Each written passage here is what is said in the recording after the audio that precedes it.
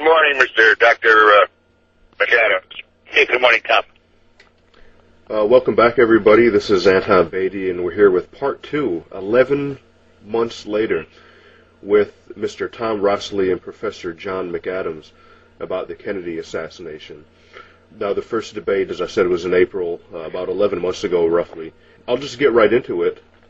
I'll post the links, by the way, to the first debate if you want to listen to that first. Mr. Rossley is taking the position that the assassination of John F. Kennedy on November 22nd, 1963 was a result of a conspiracy.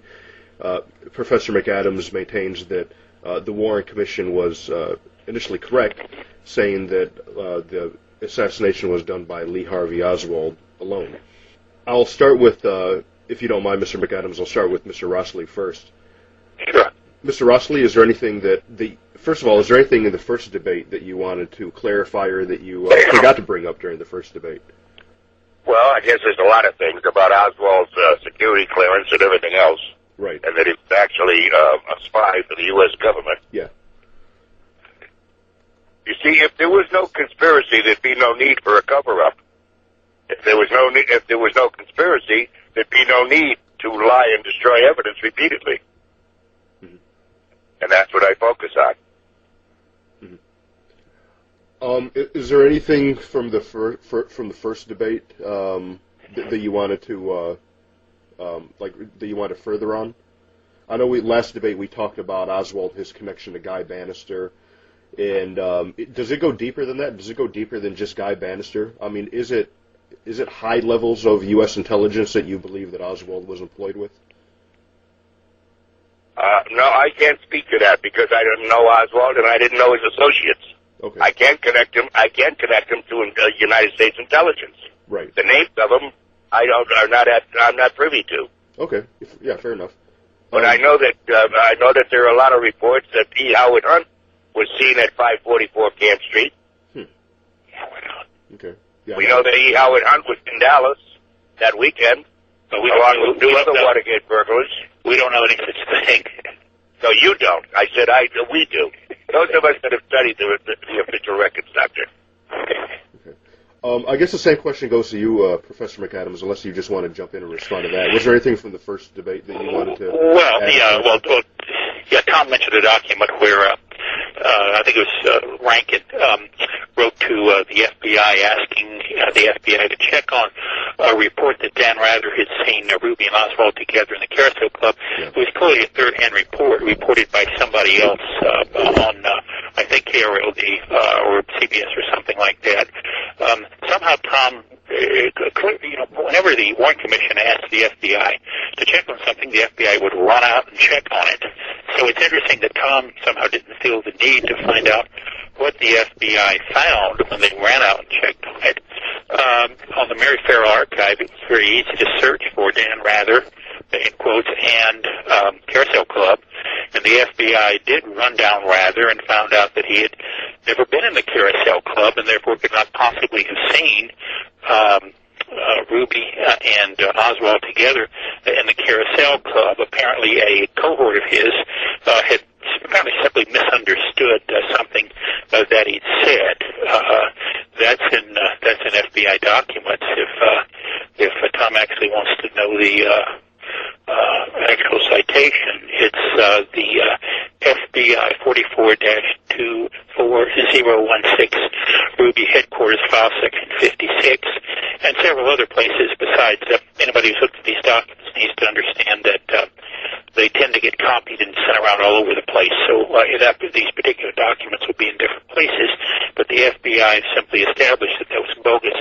There are tons of bogus reports that came out very early on that were no better than rumors. For example, NBC reported that Kennedy had been taken to the hospital in an ambulance. There was a report that there had been a shootout in the Texas theater and that a cop had been killed in a shootout in the Texas theater. There was a report that Jackie was sitting in the back seat of the limo between Kennedy and Connolly. There were simply tons of bogus reports, and this apparently was one of them. Right. And they were run down, and corrections were finally made. Okay. Counterpoint.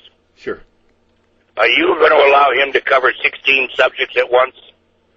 Or are you going to ask us to stick to one subject at a time? Yeah, I'd like to stick to one subject at a time. All right, then let's get back to Dan Rather. Okay. I've got it in front of me. What he said was if this was what the Warren Commission wrote to Hoover, they wanted the FBI to check station KRLD, and they told him what tape to look for about Oswald, Rather claiming he saw Oswald at the Carousel Club. Mm-hmm. It was on videotape, or whatever they had it back in those days. It wasn't Rather saying that. It was...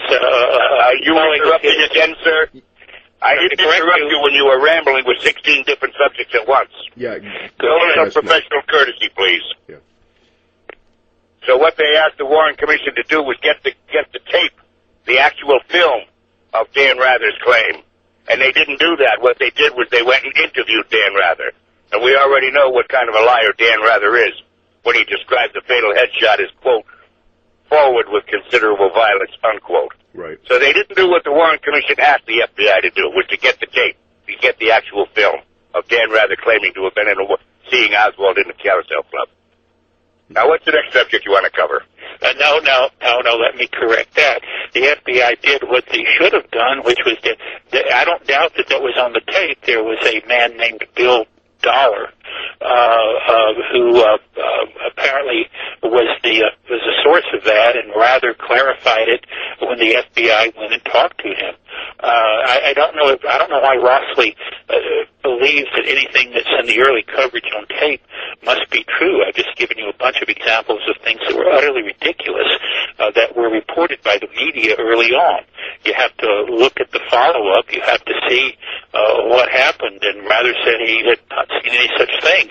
By the way, I searched the Mary Farrell archive to see if there were any conspiracy books that use that particular factoid, and there essentially aren't, or at least none that turn up in Mary Farrell's rather extensive index. No, sir, I got this. This is such a wild thing that it's used in few, if any, conspiracy books.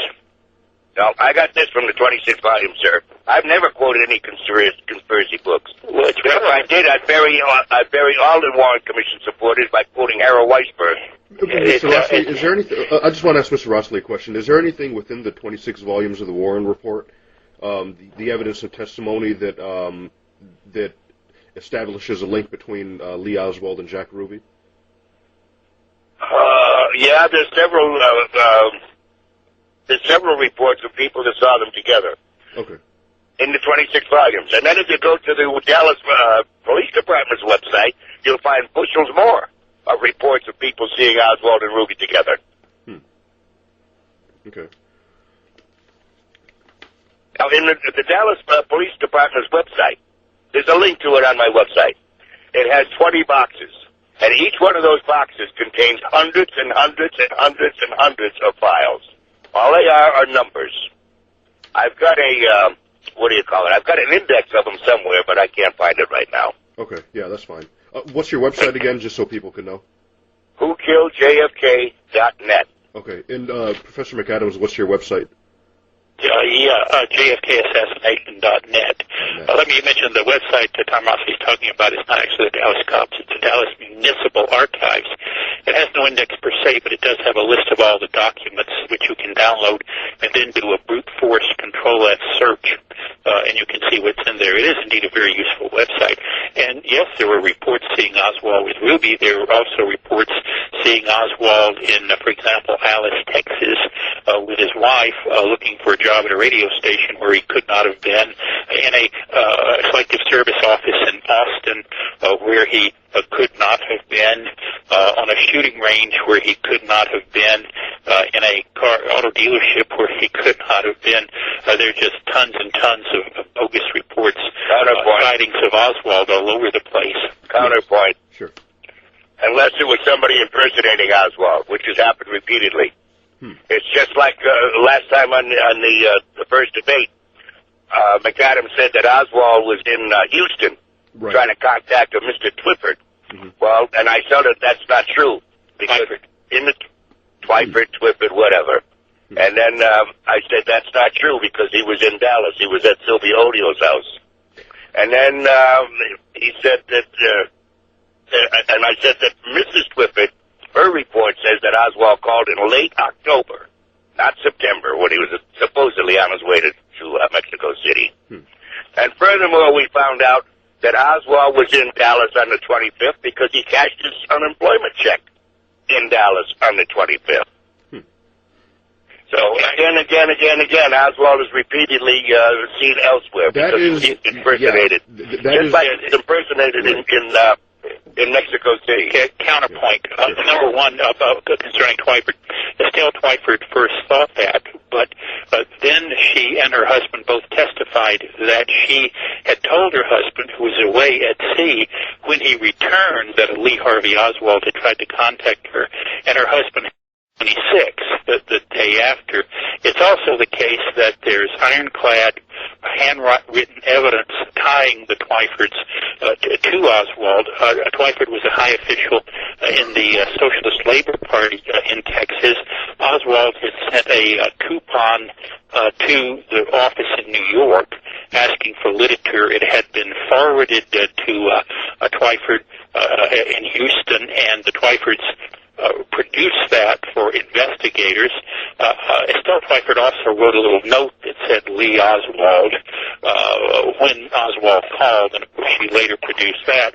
So the evidence tying Oswald to the Twyfords is pretty much ironclad. I think Sylvia Odio honestly believed that she saw Oswald on the evening. Well, she was vague on when she saw Oswald, by the way. She thought it was evening of the 26th or 27th, which couldn't have happened.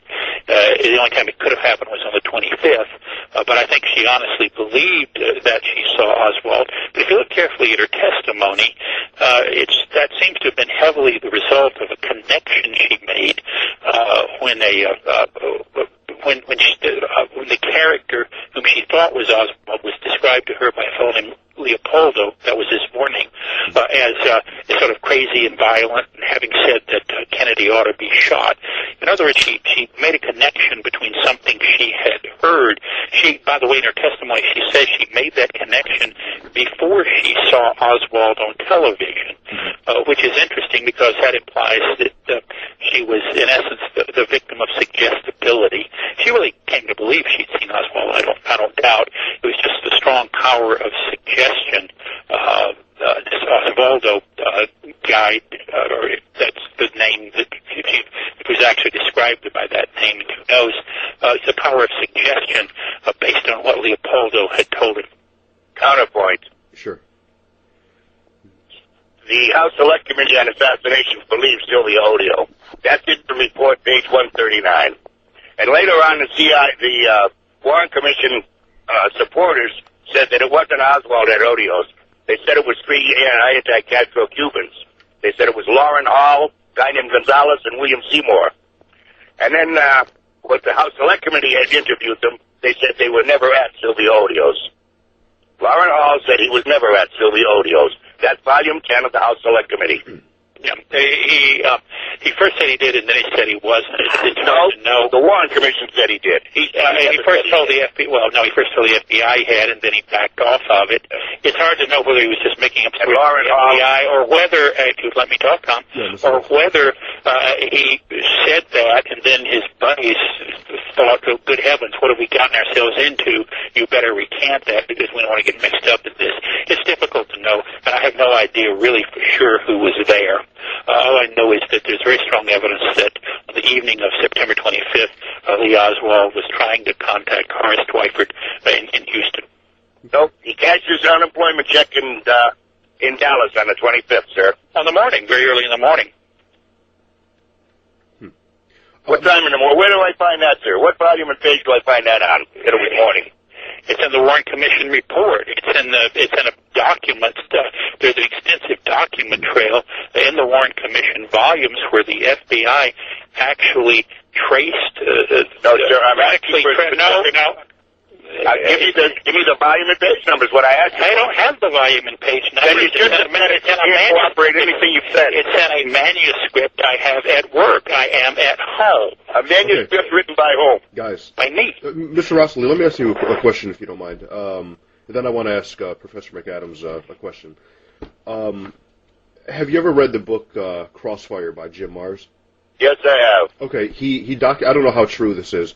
He says in the book that Jack Ruby subjected himself to a polygraph test, and he was asked about whether he knew Lee Oswald, and he said no, I don't, and he passed. What do you make of that? Nothing. That's why I never quote any author's books, sir. That's why I only quote the official records. Is that not true, though? Did that not happen? I have no idea.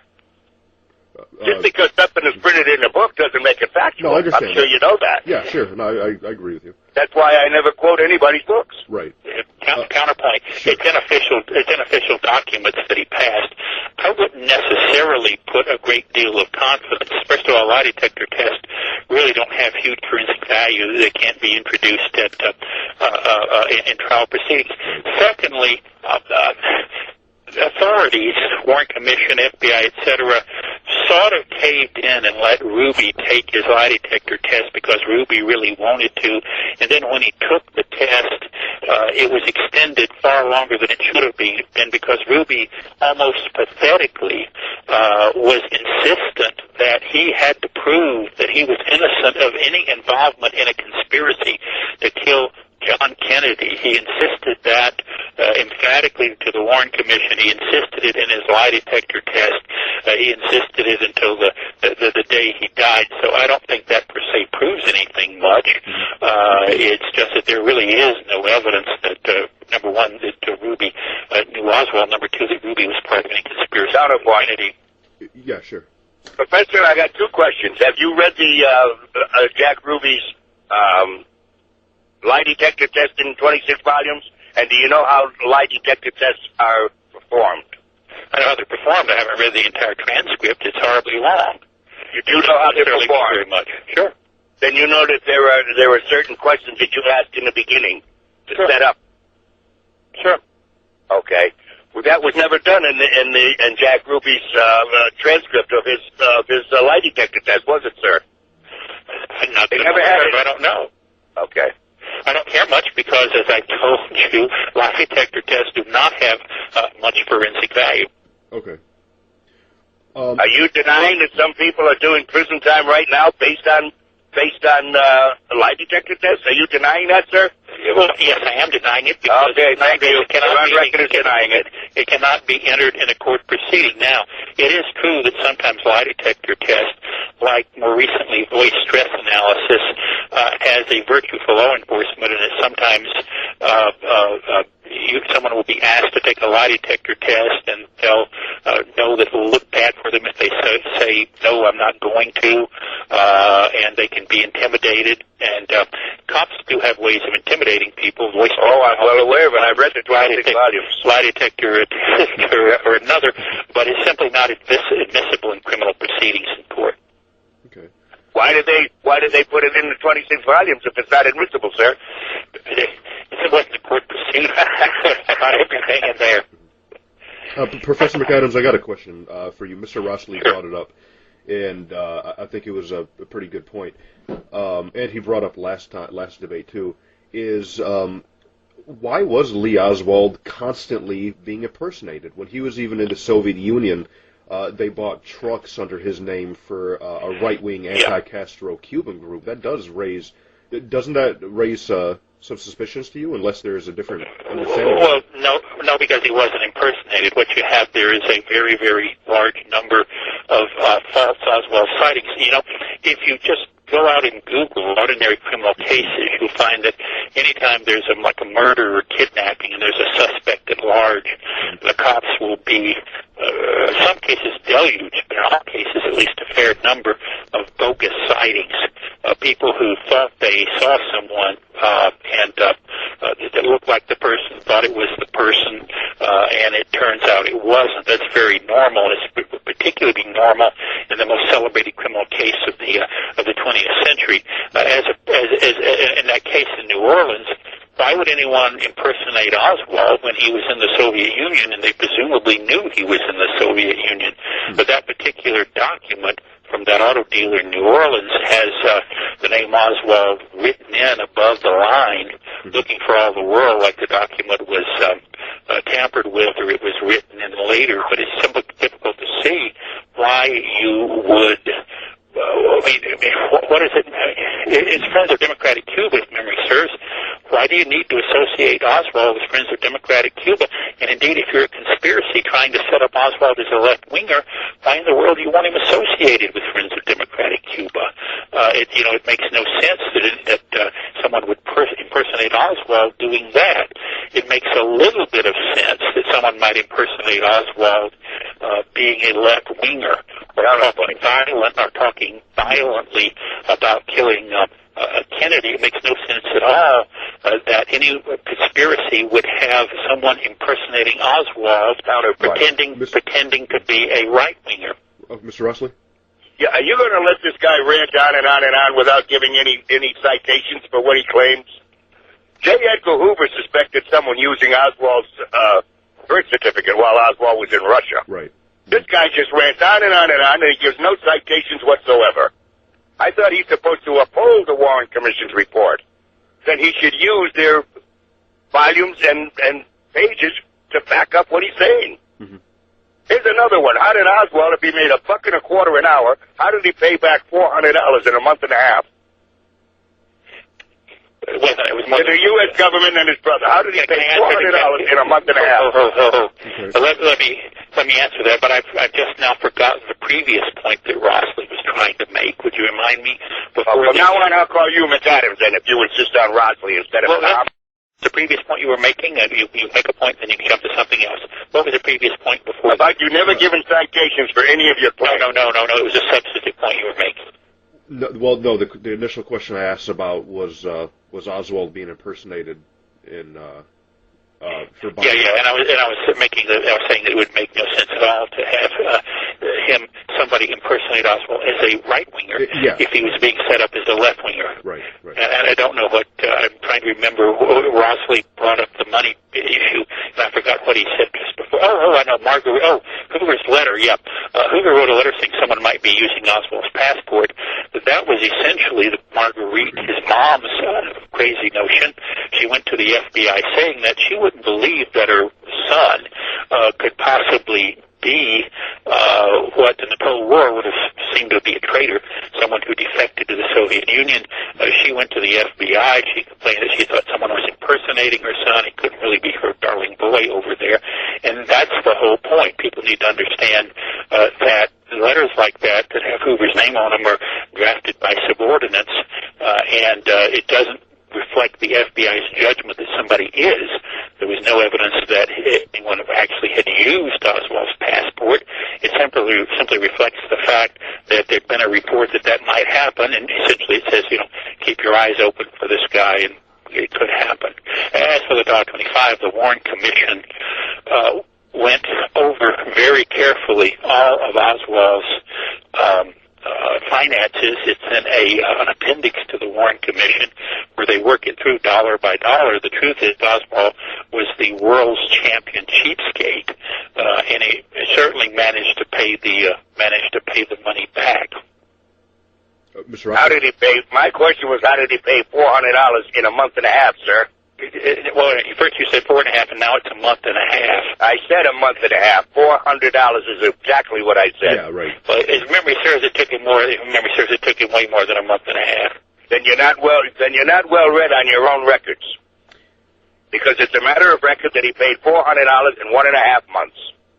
I'm not aware of that. You give me a citation on that. That's in Marina's deposition to Garrison. Well, Marina's deposition to Garrison, when he paid it back would be in State Department documents because he paid it back to the State Department. Correct. Cite the State Department document that says when he paid it back. I'm citing what was said under oath, sir. By Marina to Garrison. The simple fact is, if you look at the appendix to the Warren Commission, they go through it in effect dollar by dollar, trying to reconstruct his finances. And yes, it certainly took more than a month and a half for him to earn enough to pay it back at $1.25 an hour. He wasn't when he worked. When he worked, yeah, which he was at the he was paying $10 at the Hoover Pack division of the Leslie Welding Company. Here's the record, sir, that you seem to have missed. Oswald was paying him $10 a month. and then he paid 1 month $190. Another month he paid $100. Another month he paid $106. How did he do that if he was making a buck and a quarter an hour when he worked? When he wasn't working, he was making $33 a month unemployment. So you don't seem to think that is worthy of investigation, huh? It was investigated very thoroughly by the Warren Commission. The Warren Commission is proven to be liars, sir. Even 4 members of the Warren Commission did not believe in their basic findings about the single bullet theory. 4 members out of 6 didn't believe the single bullet theory. You want to talk about that? Sure. I just brought it up. Sure. Richard Russell, for example, didn't believe the single bullet theory because John Connolly's testimony was inconsistent with the single bullet theory. But Richard Russell did believe, you can hear this in a September conversation he had with LBJ. I've got it. That Oswald was guilty. He described Oswald as a, quote, general misanthropic guy. Yeah. And in fact, LBJ asked Richard Russell, or vice versa, I forget which, well, what difference does it make when the single bullet theory is true? And the other one said, oh, it doesn't make a bit of difference. But we know it does, don't we, Professor? Well, that just shows how informed both of them were. No, the word is that there were 4 members out of the 6 that did not believe the single bullet theory, sir. The only 2 that believed it were proven liars. You're citing Alan Dulles and Gerald Ford. You're citing people's opinions. You're not citing actual facts on the single bullet theory. You want to talk about the ARRB, which is an official record, says that 4 members of the Warren Commission did not believe the basic fact. You want to talk about the actual facts about the single bullet theory and evidence on it? Yeah, you want to do that? Yeah. Page 92 of the Warren report. The bullet hole in the back of his jacket was 5 3/8 inches below the top of the collar. The bullet hole in the back of Kennedy's shirt was 5 3/4 inches below the top of the collar. They both matched the hole on the face sheet from the autopsy, and they both correspond. Are you there? Yes. I'm here. And they both correspond with Secret Service agent Glenn Bennett, the follow-up car. Says, I heard a shot and saw a bullet hit the boss 4 inches below the shoulders. Okay, let's talk about the back wound. Number one, the best evidence on the back wound is quite simply the autopsy photo of Kennedy's back. Phony. There's a ruler visible. Hold on. I have a right to sorry, I have to interrupt. Professor, You're not going to bring in phony Mr. Rossley. No, I have a right to talk about that. Wait, guys, please, just one at a time. Okay, I have a right to talk about the back wound now. Okay. Okay. The best evidence on the nature of the back wound is actually it's 2 photos. There's a stereo pair of Kennedy's back taken at the autopsy. There is a ruler in those photos. Yeah, I'm looking at the camera, the first generation prints, which are available in the National Archives, allow you to actually read the ruler. The Forensic Pathology Panel, the House Select Committee on Assassinations, said that the back wound was 13.5 centimeters below the tip of the right mastoid process. That would put the wound at C7T1, consistent with a single bullet theory. That's also consistent with Kennedy's clothing defects. Quite simply, a simple way to look at it is this. If the top of I've recreated this in class several times. In fact, did it just Wednesday in my JFK class. If the top of Kennedy's jacket, his coat jacket, was about level with the tip of his mastoid process, which is the bony prominence behind each person's ear, that would work out just perfectly, and it wouldn't need to be that high if the jacket was somewhat bunched. Lots of photographs of the motorcade show it at least a bit bunched, including particularly the Croft photo, which was made as it rounded the corner of Houston onto Elm. So the best evidence, quite simply, is the photos from the autopsy, and they put the wound at C7T1, which is the 7th cervical vertebra and the first vertebra. Professor McAdams, I just want to ask Professor McAdams a quick question that Mr. Rossley brought up. Isn't it true that Floyd, I think his last name is Reeve? Isn't it true that he said that he was a photographer? Isn't it true that he said that when he saw the pictures later that they were faked? Oh, sure. In the 1990s, you got all kinds of people looking at the pictures. Doug Horn and the Assassination Records Review Board. It was Horn who was basically, he was a sort of a disciple of David Lifton. He got lots of people to say that the photos were not as he remembered them. An interesting thing about that, however, is that often the recollections contradicted not only what the photo showed, they contradicted each other. It was O'Neill, the FBI, who said that he looked at the back of the head photo and said, well, gosh, there was a big wound back there. I don't remember it looking like that. But then you get Stringer, who photographed the autopsy, who didn't mention anything about a big wound. He said, well, gosh, I thought the entrance wound, which is a small defect, I thought that was lower than that. So could I find they not only both contradict the autopsy photos, they contradict each other. The chief counsel of the Assassination Records Review Board spoke at Stanford on this, and he said, the key thing is that eyewitness testimony, particularly a 30-year-old eyewitness testimony, is just grossly, he said, underscored grossly unreliable. Okay. Mr. Rossley? Yeah, counterpoint. Sure. The ARRB hired and paid a professional named Doug Horn to review all of the autopsy material. Mm-hmm. And he wrote a book on it, and it comes in 5 volumes. Right. Do you have them, Professor? No, I don't. Okay, I do. And he said, in a nutshell, the whole autopsy was phony. It wasn't written twice, it was written 3 times.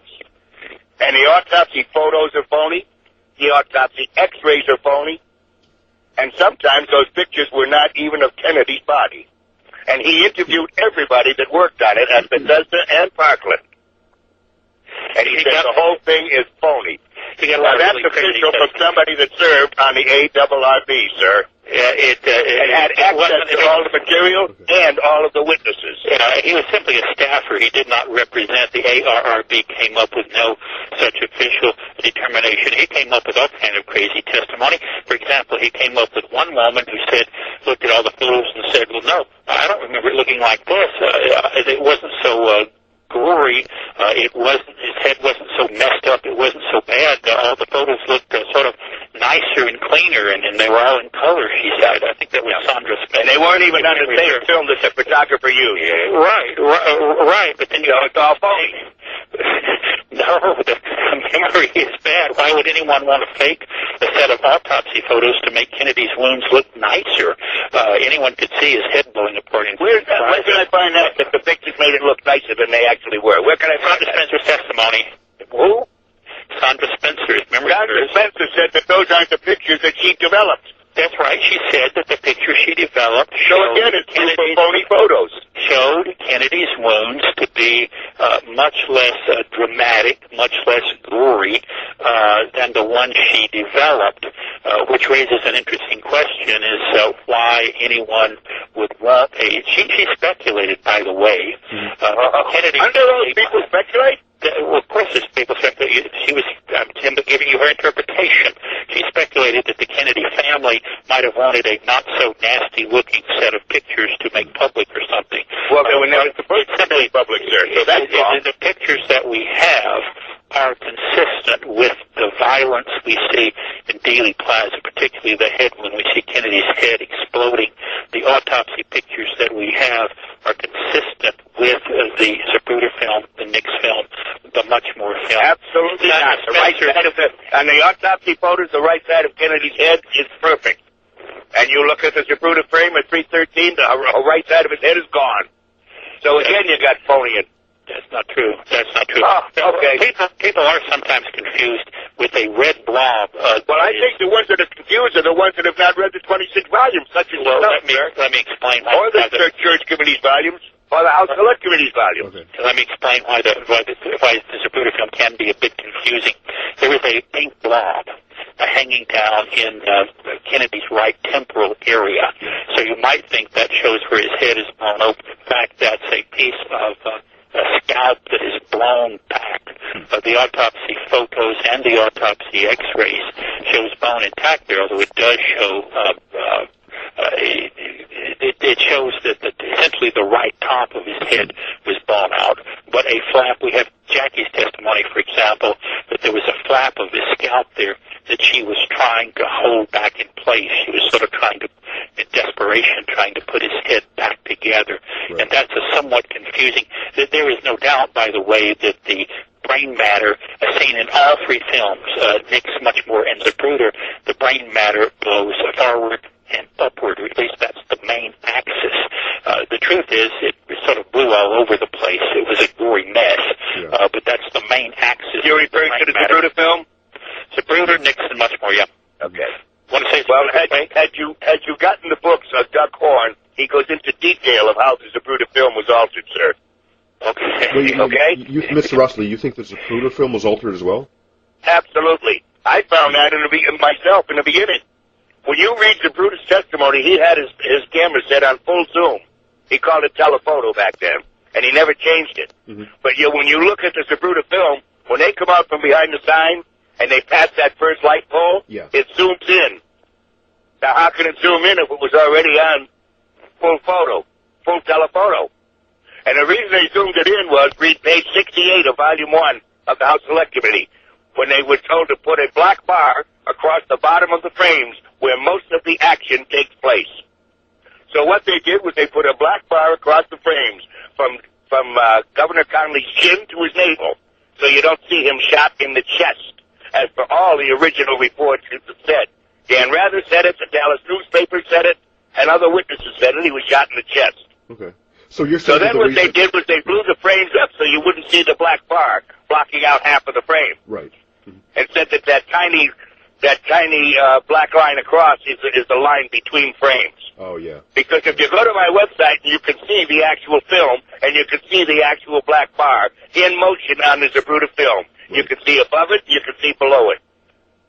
So, the Zapruder film was tampered with. And there's even more proof in Doug Horn's books. Okay. If the Zapruder film was tampered with, right, and they take out the back end of the left stuff. Because they couldn't very well do it, could they? I don't see why not if they could tamper with everything else. Yeah. If they could, I just gave you an official source for what I said, sir. Well, I mean, it's an official source. There's no doubt. Of Volume 1, House Select Committee. There's no doubt that Connolly had a wound in his chest. Why they didn't want to conceal that, I don't know. In fact, it makes no sense. There's no doubt that that Connolly had a wound in his chest. What I think you're talking about is if you print everything, if you print the Zapruder film absolutely full frame to get all the information, you're going to pick up a little bit of the black area between frames. And so I've seen copies of it that, do show a black area, but it's not anything, there's not any actual information missing there. Sir, I just showed you the edge. See the black bar from that's simply the edge of the frame. That's simply the edge of the frame. I'll tell you for the third time. You can see the black bar from his chin to his navel on my website. I actually show it in motion. You can see above the bar and below the bar. When Connolly's hit, you can certainly see you can certainly see that area from the time he's hit in Zapruder frame 223 to the time he starts to react in the 230s.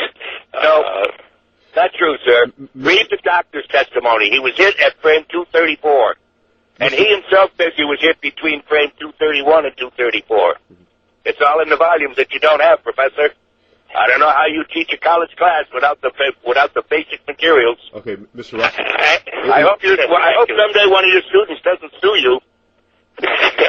Okay, ridiculous. Mr. Rossley, is it true that in the Warren Commission the doctors who took care of Governor Connolly testified that the chest wound was an entrance wound? Yes. Yes. Yes. Okay. Yeah. Is it Professor McAdams? If you'll give me a moment, I'll tell you what volume and what page it's on. Do you want that? Oh, sure. Okay. Okay, bear with me. Professor McAdams, is that accurate? No, No. Frankly, I forget the details. It came up on the news group, and Tom's basically has been distorting his source. Let's see what he wants to read here. Okay. There was it was an oval wound, small oval wound in the back, typical of an entrance wound, and a large sucking wound below the right nipple in the chest, a typical of an exit wound. And if he was shot from the front and it entered his back, what does that say about the trajectory? I mean, wrong, sir. The wound in Connolly's back was elliptical. The wound in Connolly's chest was perfectly round, and there's a picture of it in the 26 volumes. Who are the doctors? So you got that one backwards, too. Mr. Rossley, who are the doctors? Both you gentlemen will probably know the answer. Who are the doctors? Shires and Shaw. Yeah, that's okay. Well, as memory serves, Shires, I don't know if he'd made it back into town. Shaw was the thoracic surgeon who operated on Connolly. Okay. I just told you, Shires and Shaw, and it was Gregory that worked on the wrist wound. Yeah. Oh, okay. Yeah. And Governor Connolly himself said that he heard a shot and he turned to his left and the president had slumped. That's on video. Because the Zapruder film shows he did not turn to the left, he turned to the right. Well, I've already told you the Zapruder film is doctored, sir. Now can I finish my point? Why would you want to change a turn to the left to a turn to the right? It doesn't prove I'm telling you what Governor Connolly himself said, and it's on video, sir. In the interview with Martin Agronsky 4 days after the assassination. Yeah, but he said, I turned to my left, the president had slumped. I turned to my right, couldn't see him. As I started to turn. Yeah. There's a Zapruder film turning to the right. So you misquoted. I don't understand how you teach a college course if you missed all this stuff. I hope one of your students doesn't sue you. Mr. Rossley, no need for personal attacks. Okay. But yeah, Tom, what do you have there? I'm looking it up. I've got a lot of notes, my friend. Oh, okay. Okay. We'll get back to this. We'll get back to that, I suppose, unless you want to wait. It's up to you, Joe. No, let's go to another issue. Why don't we? Sure. We can come back to it. Yeah. Okay, that's fine. What about the actual? This is more to the point. This is more basic stuff that you guys are, I'm sure, pretty familiar with. Did Oswald have the opportunity to do it? There's a lot of people who say that there's no way that he could have gotten from the 6th floor of the depository to there within 90 seconds because it was known that he saw the officer and his manager within 90 seconds roughly of the shooting. Officer Baker and Roy Truly. Yes. Well, it goes further than that. The House Select Committee will tell you that within 2 minutes of the shooting, somebody moved the boxes in that window. So now that's going to give Oswald less time if it was Oswald in that window, isn't it? So you'd have to jump within around. Within 2 minutes of the shooting, someone moved the boxes in that window. Mm-hmm. Well, there's no reason anyone would move the boxes. Dale Myers actually did a recreation, and the House Select Committee was apparently simply inaccurate about that. Now we're going to get a cartoonist that's going to contradict an official record. You're terrific. Why in the world would Oswald move the boxes? What would be the point? I didn't say Oswald. I don't think Oswald was ever there, my friend. I said somebody moved the boxes within 2 minutes of the shooting. If it was Oswald, it certainly wouldn't give him enough time to get to the second floor lunchroom within 90 seconds. What would be the point of a conspirator moving the boxes? There's no reason to move the boxes. Why don't you find out who the conspirators were and ask them, sir? You tell me. You're too busy covering up the conspiracy. You tell me who the conspirators were. There's the Warren Commission, an FBI guy, timed it, and they got 2 different times. Both were under 90 seconds. And the key thing to remember is that Oswald did not make it into the second floor lunchroom before he saw Baker. Baker actually saw him going into the lunchroom and then followed him into the lunchroom. You're wrong again, Professor. Baker gave 4 different statements as to where Oswald was and where he was when he spotted Oswald. 4 separate statements. He lied an absolute minimum of 3 times. But Baker's testimony is clear. He saw Oswald on the landing. Which one is clear, sir? The Warren Commission testimony is the clearest because he was questioned most extensively. Oh, you mean after the witness has been coached? Is that what you're talking about, 10 months later? You have no evidence he was coached. Every witness is coached, sir. Don't you know anything about jurisprudence? Every witness is coached before he's put on the stand. There's no reason. As a matter of fact, it's replete in all of the testimony with a lot of those witnesses. Tom Rossley will simply claim everybody was a liar who gives testimony that... No, I'm specific in who I said is lying, sir. I'm very specific. I never said everybody. You're the one that says everybody's lying, that their testimony conflicts with a lone assassin. But yet you never prove it. You've never quoted a volume and a page on anything you've ever said in the first 3.5 hours or this 45 minutes. Never. I know, Tom. Actually, you haven't either. Give us the quote from Shires. Was it Shires you said Kennedy was hit? That Connally was hit from the front. It was Shaw or Shires? Shires. I'm looking it up, sir. Give us a cite for that. Okay. Yeah. I'm looking it up, sir. Yeah, I'm trying to look it up too. As a matter of fact. Yeah. Because I got the. I don't have the actual book form. I've got the CD-ROM. In fact, Mr. Rossley is the one who directed me to get it. It's pretty cheap instead of paying, what is it, about $1,000 to get the original 26. Well, the volumes are running anywhere from $1,150 to $3,500. Yeah. So yeah, but the CD-ROMs are running $80. Yeah. Right. Yeah. I actually got it for $40. Really? Yeah, on eBay. And I got the House Select for $20. So I kind of got a steal on that one. Let me ask you, Professor McAdams, let me ask you a question, if you don't mind. Sure.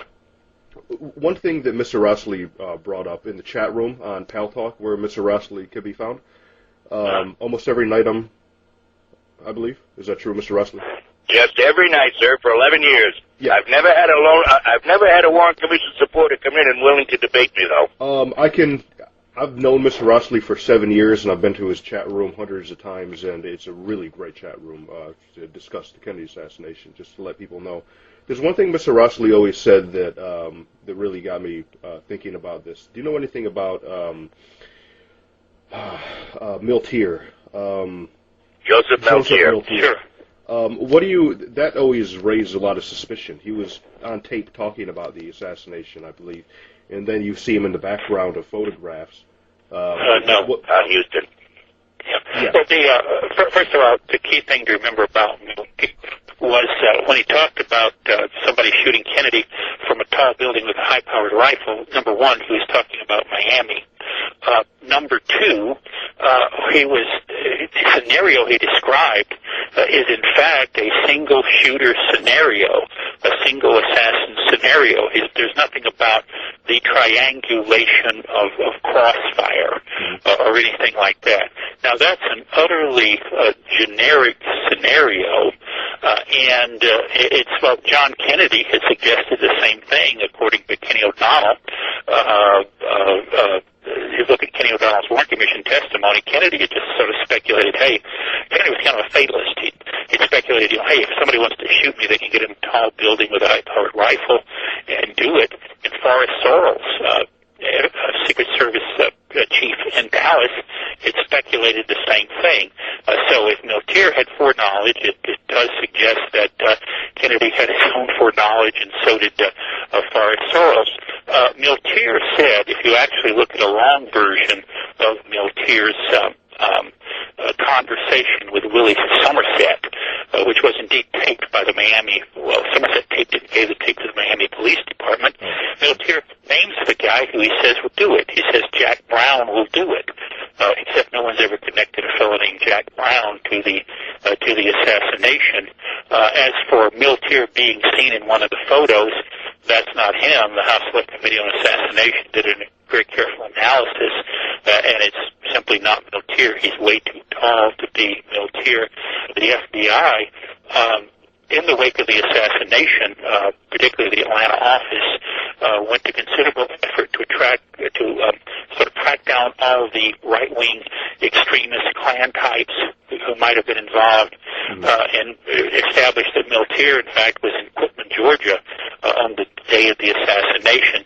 So basically what you had was somebody, basically it was a racist blowhard, who was talking about shooting Kennedy. He not only, by the way, in the conversation with Somerset, mentioned shooting Kennedy in Miami from a tall building with a high-powered rifle. He also said, well, like in the summer, Kennedy comes out on the veranda of the White House, You can go up in one of those hotels near there where the rifle is knocked down, and you can shoot him on the veranda of the White House. So what he was clearly doing was simply, spinning out various scenarios. There's really no evidence that he knew anything about it. It's also the case that racist buddies would not have had anything like the capability of the sophistication to pull off any elaborate or sophisticated plot. Certainly one of them might have had a gun and been able to shoot Kennedy, but in terms of pulling off some kind of elaborate cover-up that required the cooperation of a large part of the federal government, they just didn't have. They weren't smart enough, and they weren't well connected enough. Mm-hmm. Okay. Mr. Rossley, I know you... Melchior also said it is in the works right now. And he never said Miami. The context was Miami. He never said Miami. He said, I've got the film, sir. He never said Miami. All right. It is in the works right now. Here's the transcript. Somerset. I think Kennedy is coming here on the 18th to make some kind of speech. I imagine it will be on TV. Here, you can bet your bottom dollar he's going to have a lot to say about the Cubans. There's so many of them here. Somerset, yeah, well, he will have 1,000 bodyguards. Don't worry about that. Here, the more bodyguards he has, the easier it will be to get him. Somerset, well, how in hell do you figure would be the best way to get him? Miltier, from an office with a high-powered rifle. And then he says, how many people does he have going around who just look just like him? Do you know about that? Somerset, no, I never heard that he had. Miltier, he has about 15. And then wherever he goes anyplace, he knows he's a marked man. So the context is Miami, and Miltier said Kennedy has 15 lookalikes going around looking just like him. And I think this is what you're referring to when Mr. Spector and Dr. Shiers were talking to each other.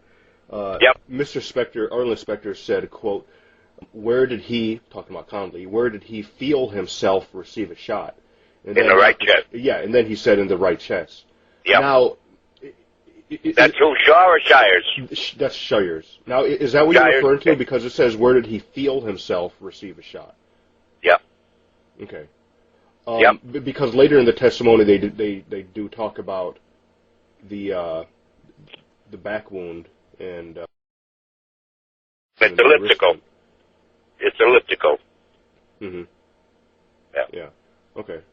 And there was also no yawing. The bullet did not yaw or tumble. You can find that in Frazier's testimony, FBI Frazier, Volume 3, page 458. You said the bullet that exactly, Tom. I don't Those believe bullets did not yaw or tumble, and that's an FBI expert. You mean he's saying that it didn't tumble into Conley's back? That's what it says. Yeah. Those bullets did not yaw or tumble. Frazier's testimony is in Volume 3, page 458. I want the exact quote in context. I want the exact quote in context. Then read it. I just gave you the quote. Volume 3, page 438. Frazier would not possibly say that a bullet. You want everybody else to do your research. Frazier would not possibly say that a bullet who passed through someone's body would not tumble. Well, I just told you what it says, and I told you where you can find it. Volume 3, page 438. Did you get it that time, Professor? Well. Let me do something that I've done every day of my life for the past 40 years. Okay. This is what I say to everybody in my chat room. Until you've read the evidence and testimony in the 26 volumes for yourself, you will never know for sure which side is lying to you. It's that simple. Mm-hmm. I've never spouted anything without giving an official citation for it, and I've never asked anybody to take my word for it. Mm-hmm. My goal is to get everybody to read the evidence and testimony in the 26 volumes, mm-hmm. and the Church Committee's 14 volumes, and the House Select Committee's 12 volumes. Mm-hmm. Yeah. That's the only way you'll be sure, positively sure, of which side is lying to you. Yeah. Now we'll go to another one. We know about Oswald sending people to Guy Bannister's office in New Orleans. Right. Well, they did the same thing in Dallas at 3126 Harlandale. That's where they housed several different anti-Castro organizations, including the Fair Play for Cuba Committee. Mm-hmm. Volume 19, page 534. So Oswald was doing the same thing in Dallas that he was in Dallas that he did in Yep. He was undercover, pretending to be a leftist and exposing leftist people to the right. Okay. I'm afraid that's simply another one of those sightings. I think I just gave you an official citation. Yeah, you gave me it, Tom. You don't understand that so-called official citations simply include a lot of raw material that is undigested. Somebody reports something, somebody records it, but that doesn't prove that it's true. It's simply recorded. All kinds of reports come in. Look, I can show you lots of FBI UFO reports. Well, you believe in UFOs, don't you, sir? I mean, you believe in bullet theory. You must believe in UFOs and Bigfoot. I believe that people see things in the sky that they don't identify. You believe in a single bullet theory. You have to believe in UFOs and Bigfoot and Loch Monster and that stuff. They're all in the same category. But isn't it true that you know the famous diagram that they have of the bullet zigzagging around? I'm sure you've seen it a million times. Yeah. Isn't it true that that's matter of fact, it's in the House Select Committee's volumes. Right. But isn't it true that that's not accurate? Isn't it true that Governor Connolly was, if you look at it, if me and you were to look at it, then Governor Connolly would be lower, and he was more inside the car?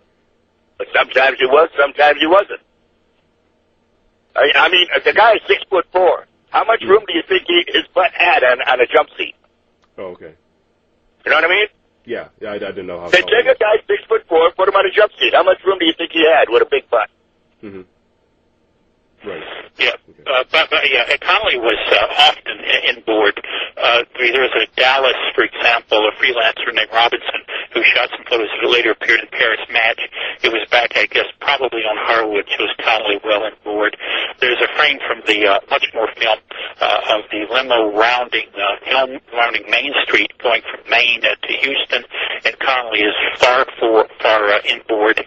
iTech Corporation, looking at this Bruder film, found some pairs of frames that actually constituted stereo pairs, and you could estimate Connolly's position, and they estimated 4 to 8 inches inboard. But let's go back to what Frazier said about yawing bullets. That is not in the context. I just found Tom's citation. That is not in the context of the bullet that hit Connolly in the back. That is in the context of the general reliability of the Manica Carcano and the Manica Carcano and the ammunition made by Western Cartridge Company for the Manica Carcano. It has nothing to do with the wound in Connolly's back. Okay. I'm sitting here looking at it on the Mary Farrell Archive. On my website, there's a button that says Witnesses. Mm-hmm. And on under that Witness button, you'll find another 40 or 50 sub-buttons, one of which is Frazier. You read the testimony yourself. I put his whole testimony on there. Connolly's nowhere mentioned here. It's not the context. Connolly's not the context. The context is how good is the rifle and how good is the ammo.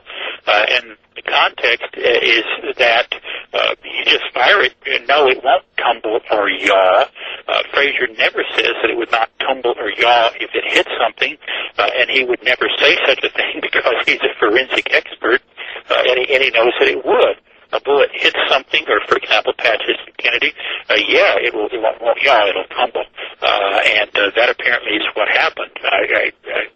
It's odd that Tom thinks he's more of an expert than all the members of the House Select Committee on Assassinations Forensic Pathology panel that made a considerable point of that very fact. The oval wound in Connolly's back, they indicated it was evidence that the bullet had hit something else. The obvious thing it might have hit is John Kennedy. Right. Mr. Rossley? I just told you where to find Frazier's testimony. Okay. I'm looking at Go to my testimony button, click on Frazier. I'm looking at it on the Mary Farrell Archive. Okay. Isn't it true that that some women even saw Lee Oswald in Guy Bannister's office? Yep. Guy Bannister's secretary and her daughter, Delphine Roberts. Right. Yeah. Senior and junior. Yeah, there are a few problems. And also another guy that I have no faith in, but I got to tell you what he said was Ron Lewis. Oh. Ron Lewis, the author of Flashback. Delphine Roberts is severely lacking in credibility. She didn't, interestingly, the Garrison investigation in the late 60s did interview her, and she didn't say anything about that. She finally started telling that story in the 1970s. The House Select Committee on Assassinations said they didn't believe her, largely because the House Select Committee had other witnesses who clearly had been around Bannister's office the whole time, like Jack, I think it's Newbro, and I think Mary Grumble, something that starts with a B, people who'd been there quite a lot, and they simply had not seen Oswald there, and they simply decided they did not believe Delphine Roberts.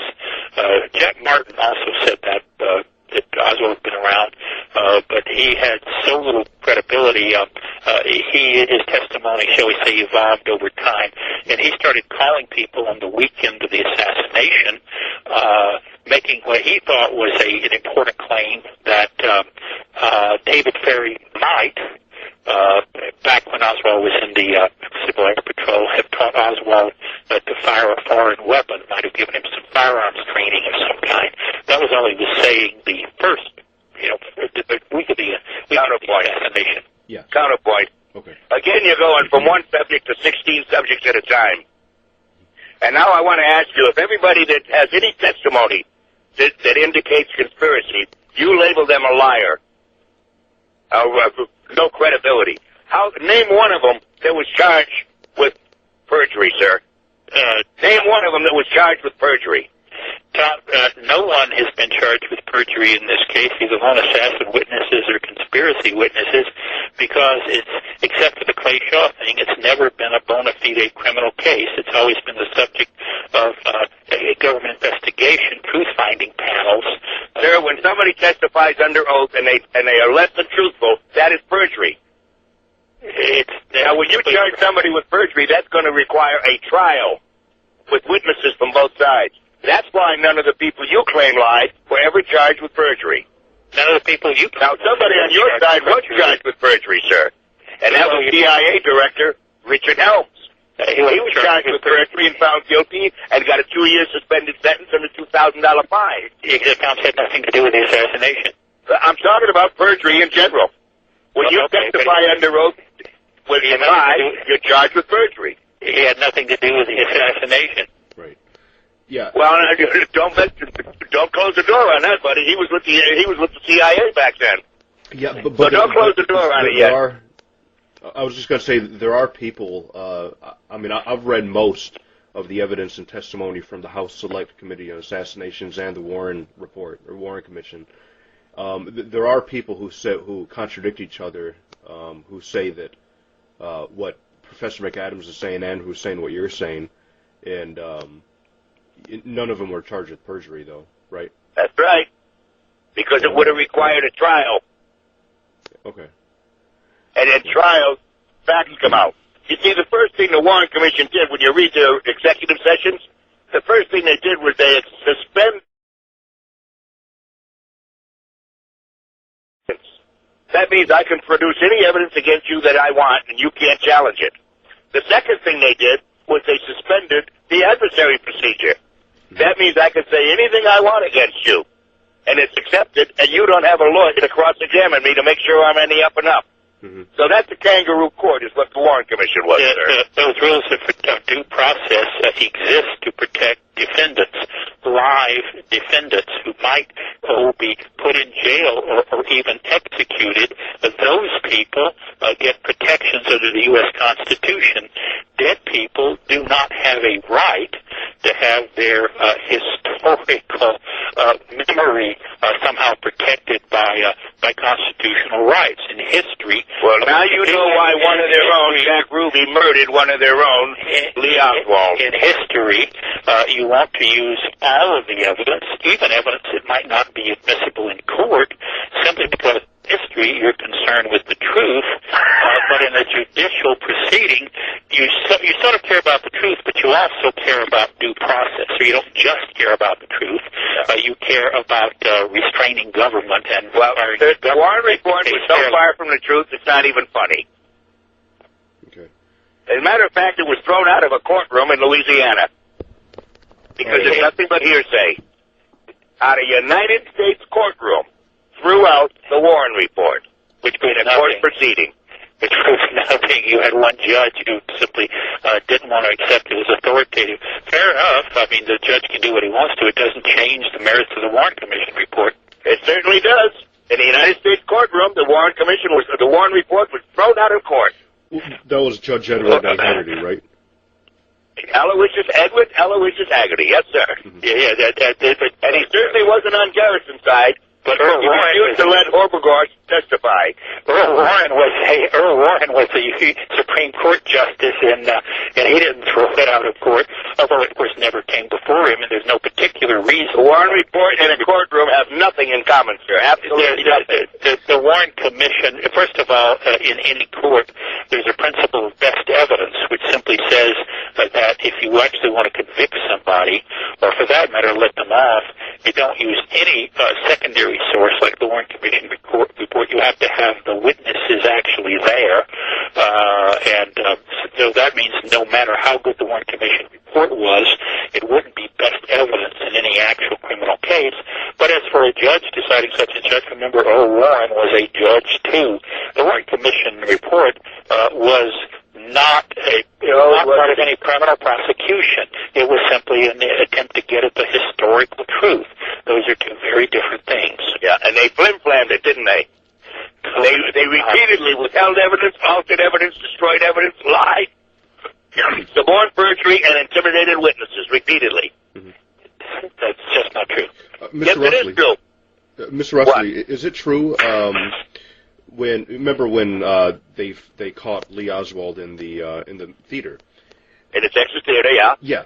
Is it true that he was getting up from seat to seat, and then when they finally got him, he drew his gun on an officer? He sat next to several. He got up and sat next to several different patrons of the theater.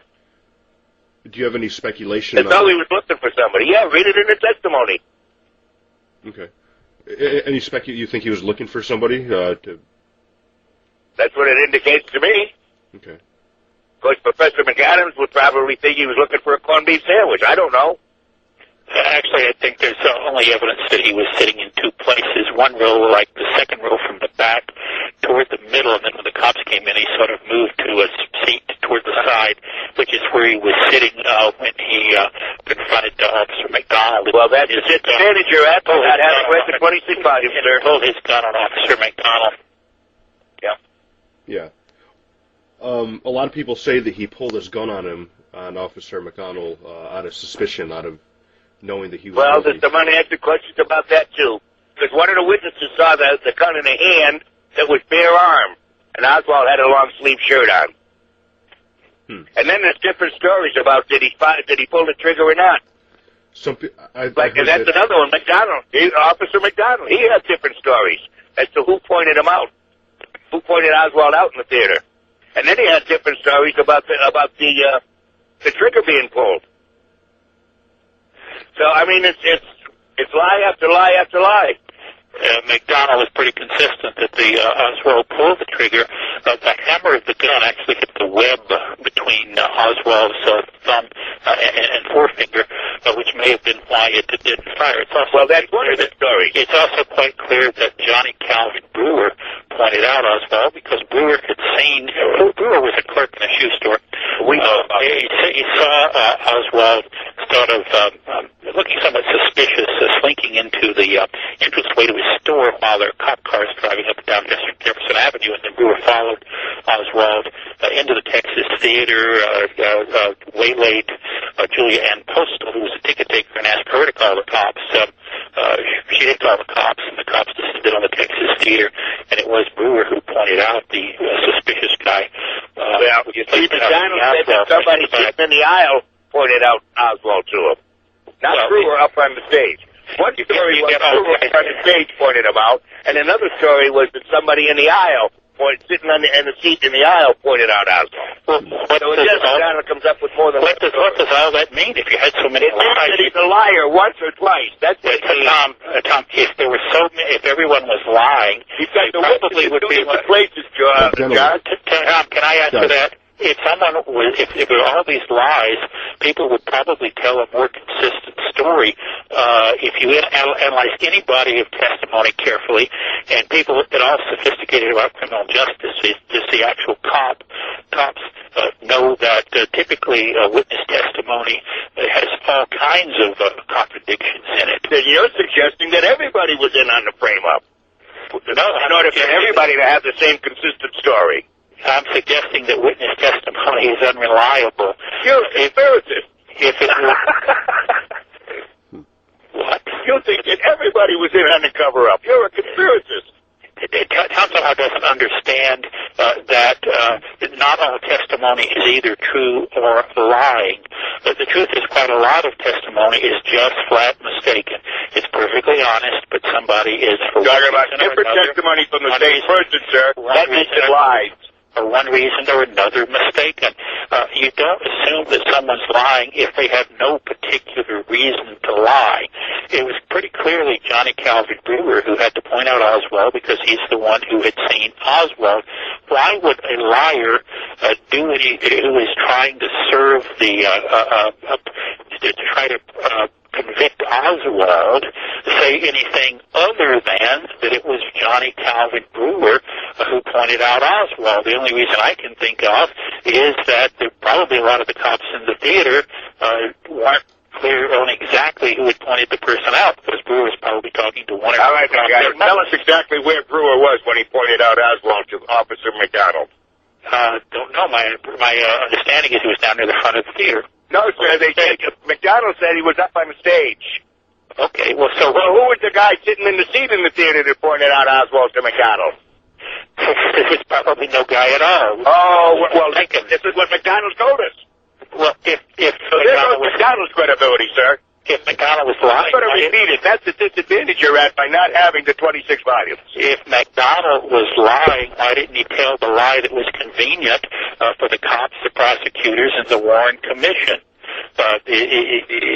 If you look at witness testimony, there are lots and lots of inconsistencies typically in witness testimony, which is why, by the way, conspiracists particularly like witness testimony. Well, if you go through it very carefully, you can support about any theory you want because it's so much all over the place. John, I tell you what.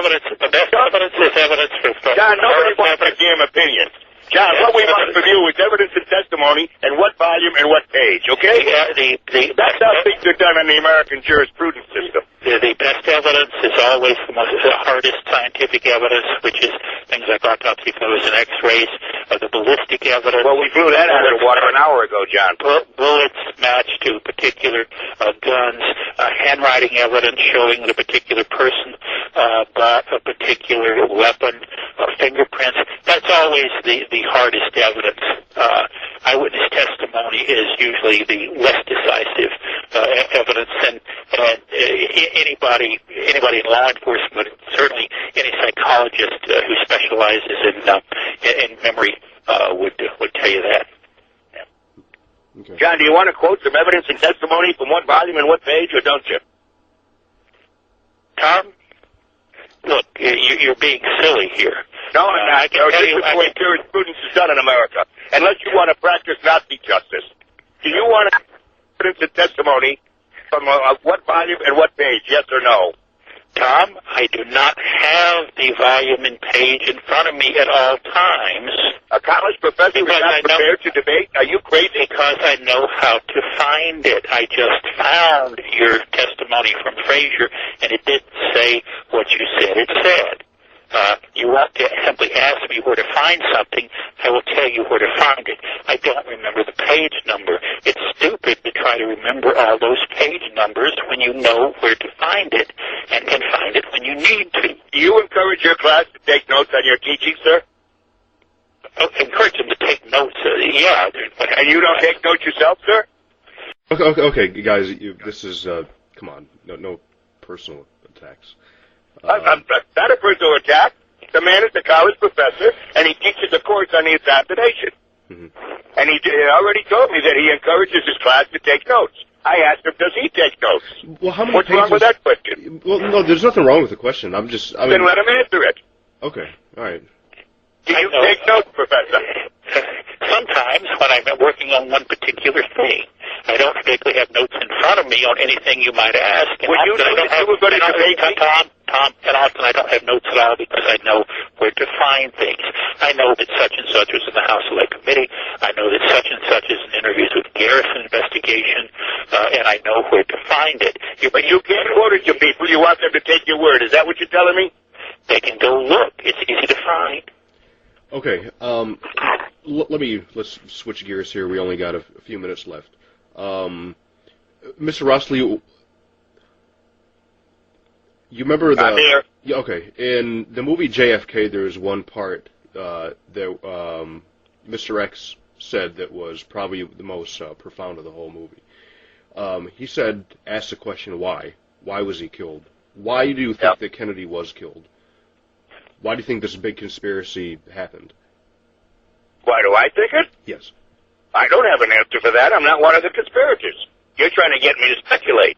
Anybody that speculates is a fool because they're discussing a subject that they can't prove. Okay. I'm not one of them. Let me rephrase the question then. Do you really think that Kennedy was any different than the other presidents? Yes, I do. Okay. In June 4th of 1962, he issued Presidential Executive Order 11110, stripping the Fed of their power, over our monetary system. He ordered the troops home from Vietnam a month before he was killed. He was going to eliminate the oil industry's 27.5% oil depletion allowance. Mm-hmm. And he demanded a fair shake from the American corporations for the American people. Among other things. Like the Steel Among Corporation. other things. Yeah. Huh?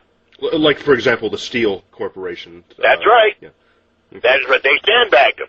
They betrayed him. Okay.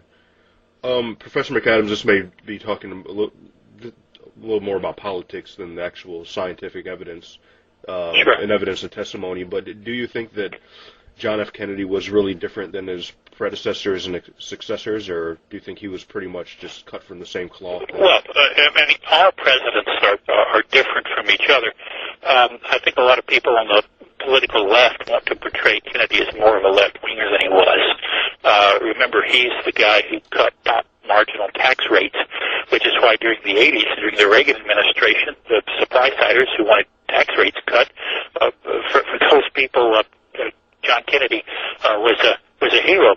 He did attack the steel companies, attacking business always makes you popular on the left, except he and Bobby Kennedy used what amounted to Gestapo tactics against the steel companies when they defied what Kennedy wanted and increased steel prices. By the way, that was what Kennedy wanted. That's not what he had any legislative power to order. FBI agents stormed into their offices and basically said, we're going to confiscate all your records, we're going to audit all your tax returns, we're going to make huge trouble for you. Where Vietnam is concerned... Well, one subject at a time. Yeah, where do I find a citation for what you just said? That the FBI did that to the U.S. Steel. Well, I read about it in an article back in the 1980s. No, I don't want somebody to opinion, Professor. I want an official record. You talked about the FBI. You talked about Kennedy using the FBI to pressure the U.S. Steel. I want to. Well, just find it, Tom. You can easily do that. Yeah, I didn't think you did. I didn't think you did. Now, as for the no one engaged in character assassination. When you finish your tripe, I'll tell you what happened with no one seriously questions that Kennedy did that. In fact, Bobby had in the 1950s had been engaged in congressional investigations, for example, of mobsters. That no doubt he was investigating bad guys, but some of the tactics used there really bore a lot of resemblance to Joe McCarthy's tactics. It was pretty. There's no tactics. There's a McCarthy committee. In the what? Bobby Kennedy had a vendetta out against... I named those tactics that you just alluded to, sir. Oh, making wild charges about people, getting them in front of a committee and berating them, but for no actual public policy or criminal justice purpose, just to make a big show. You never have anything specific, do you? But let me go on to Vietnam. Okay, it's generally a lot of people believe that Kennedy was assassinated because he was going to pull out of Vietnam. There's one source on this. Often there's a killer piece of evidence. There's one source that's simply better than any others. The best source of this is an interview done by Bobby Kennedy on April 30, 1964. Remember, that's after John had been assassinated, but it's also well before the Vietnam War had become massively unpopular. It's before Johnson revved up the war. It was for the John F. Kennedy Library, interviewed by John Barlow Martin, and Martin asked Bobby Kennedy about John Kennedy in Vietnam, and Bobby makes it quite clear that there was no intention to pull out. Like Senator Mike Mansfield had been quite publicly saying, I want to start thinking for that one now. Quite publicly saying that we had to pull out of Vietnam. And Kennedy says essentially, no, John Kennedy didn't agree with that. Martin said, what was the overwhelming reason? Bobby, I'm quoting, just the loss of all of Southeast Asia if you lost Vietnam. I think everybody was quite clear that the rest of Southeast Asia would fall. Right. Martin, what if it did? Kennedy, just have a profound effect so far as our position to the world and our position in a rather vital part of the world. Also, it would affect what happened in India, of course, which in turn has an effect on the Middle East, just as it would have. Well, everybody felt very adverse effect, and so on and so on. Are you going to give a citation? But let me explain. That doesn't necessarily mean that when push came to shove in 1965, that Kennedy would have escalated the way Johnson did. No one can know that. Push had not come to shove, and all the internal documents of the Kennedy administration there show that there was the hope that American aid, a fair amount of money and a fair number of advisors, by the way, advisors that did go into combat with South Vietnamese forces, would allow the South Vietnamese to hold off in essence was a communist invasion. That was the hope at the time. ZM had just been, a very unpopular leader had just been deposed, and there was the hope that the generals who were John, are you going to allow that? Would have a better government. That was the hope. So that's the best source, is Bobby himself. Good. Now give me a citation for it. I've asked it as 3 times already. John F. Kennedy Library, interview by John Barlow Martin, April 30, 1964. John Barlow? Yeah, Barlow, B-A-R-T-L-O-W. Okay. John Barlow Martin. And the date was what, sir? April 30, 1964. Began at tape 5, reel 1. Okay, guys, we're just had the last few minutes. Are there any last, maybe, if you could keep it to maybe about a minute or so, any last things that, Mr. Rossley, you want to say? Yeah, how did Professor McAdams feel about all the materials that are still locked up on the Kennedy assassination? Does he believe that they should be released to the American public? The American public already paid for everything 5, 6 times. The American public paid for the Warren Commission, the Rockefeller Committee, the Pike Committee, the Church Committee, the House Select Committee, and the ARRB. Mm-hmm. We paid for everything 6 times and didn't get it. How do you feel about those little documents that are still locked up, sir? Oh, you want to answer? Yes. Yeah, first of all, the vast majority of the documents have been released. I'm talking about the ones that are locked up. Yeah. I mean, all right. The ones that are still locked up were locked up because the Assassination Records Review Board, which existed during the 1990s, it was essentially a board consisting of historians and archivists who are a species of librarian, went through all that material, and the CIA or the FBI could request that the ARRB keep stuff secret. If the ARRB did not agree, then it had to be opened up, and the vast majority of it was opened up. Sometimes it didn't even go through the ARRB. The Clinton administration issued an executive order, said, we'll go ahead and declassify this stuff. The vast majority, in fact, frankly, I would say all of it, showed no evidence of conspiracy. It was stuff that had just been locked up for no reason. Do you believe those records should be open to the American public or not? That's my question. I'm trying to tell you the vast majority have. The ones that haven't been opened up, the Assassinations Record Review Board said there was a good reason not to open up. Now, as wrong, sir. First of all, they were locked up for 75 years by the Warren Commission. As time and that was seconded by the Rockefeller Committee and the Pike Committee. Then it was seconded by the House Select Committee. It was the AIIB that got it released from 2039 to 2017. They released some of them, but the rest of them are still locked up. The vast majority have been released, and the ones that are still locked up are often what they would do, by the way, is they would require the document to be released, but they would approve of a redaction. So you'll see the document, but a name will be marked out. Yeah, right. Why would I? So how do you feel about getting half the story? There are all kinds of, first of all, most documents that have been classified, there was essentially no good reason to classify them anyway. A lot of the stuff that was classified is simply things like articles in the popular press that were photocopied and attached to a government document, passed around just to say what's happening. The vast majority, there was no good reason to classify it. The biggest reason that it wasn't classified earlier was essentially bureaucracies don't much care about that. They particularly don't care about a little group of Kennedy assassination buffs, and they have other things to worry about. The CIA, for example, has had terrorism to worry about, not releasing those documents. Right. There are a few reasons for keeping documents secret. Okay. Counterpoint. Yeah. Okay. The counterpoint, and then we'll have to wrap. We were told by the Warren Commission that they were locked up for national security reasons. And I want to know where national security comes into it if there was a lone assassin who had never affiliated with anybody or anything. Where does national security come into it? Well, first of all, it's routine to lock up documents from government commissions.